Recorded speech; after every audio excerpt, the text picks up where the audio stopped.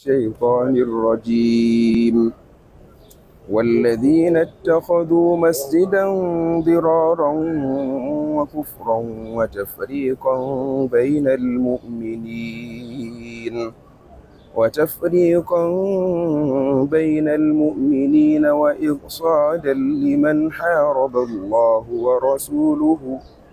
وإرصادا لمن حارب الله ورسوله من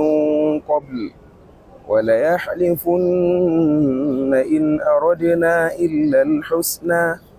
والله يشهد إنهم لكاذبون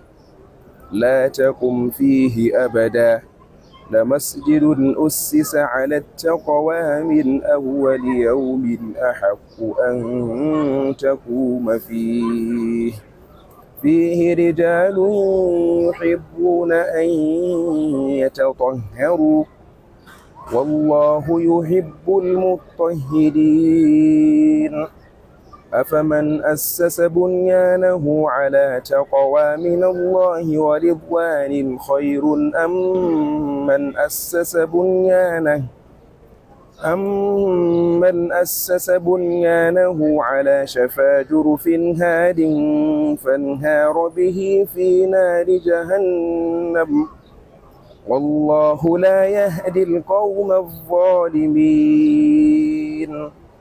لا يزال بنيانهم الذي بنوا ريبة